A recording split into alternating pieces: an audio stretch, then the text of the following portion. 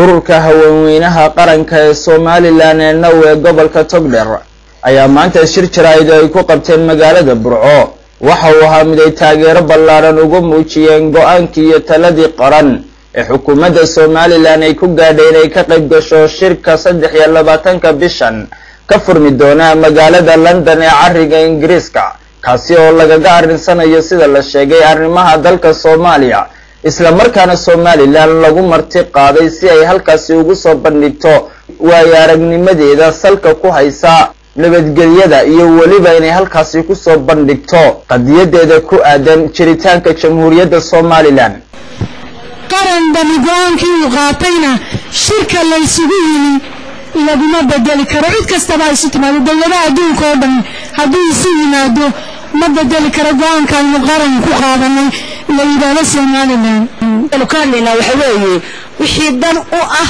ummadda Somaliland iyo halkii la tagay ummadda Somaliland dan u ah ama nabad wada inagu taageerineen in aanay dani ku jirin xagga laaban xoolo kuma yimaadaan baa la yiri waxa loo baahan yahay Somaliland meel kasta oo ay wax kaga xidhan yihiin in aan cidina inooga waramin ee aynu inagu ka warkeeno ayaan halkan isugu nimay waxaan ku leenahay madaxweyne meeshii ay dal Somaliland ku jirtay inay tagto waa muqaddis annaguna waan ku garab taaganahay kan iyo midnaba waan ku garab taagnaanaynaa kayagu waa calan diyaar garoobay oo fiican wanaagsan cidna aan loo daba fadhiisanaynin maalinkan maanta dhibaato weynana laga soo martay maanta mid aan cidna ka baryayna maaha London in ay maanta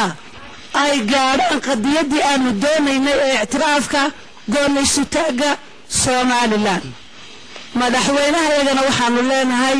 mudane Maxamed Axmed Siilaayo guul ayaanu ku rajaynaynaa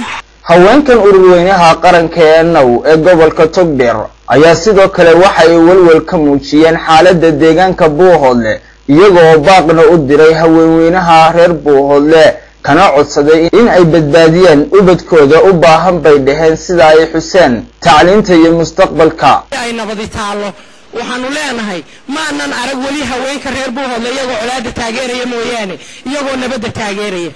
sidaa darteed waxaanu idin leenahay walaalayaal nabaddu way macaan tahay annagu waanu jecelahay idinkana waanu idinla jecelnahay waxaanu idinka codsanaynaa inaad nabadda nala qaadataan Buuhoodle maaha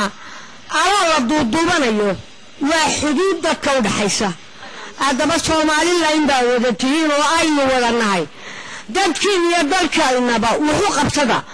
muddooyinkii ugu dambeeyay waxa soo baxayay taageero ballaaran oo salka ku haysa in xukuumadda Somaliland ay ka qayb gasho shirka London iyo waliba haweenka reer Somaliland oo baaq nabadeed u dirayay deegaamada Buuhoodle gaar ahaan haweenweynaha oo ay ka dhiganayeen bartilmaameed inkastoo dhawaaqa ku wajahan deegaanka Buuhoodle uu ahaa mid isa soo tarayay haddana waxa muuqata in aan dhag jalaq laga siin balse haweenkan maanta shirka jaraa'id ku qabtay magaalada Burco ayaa waxa ay tilmaameen inaanay deyninin dhawaaqa nabadgelyada tan iyo inta ay guul ka gaarayaan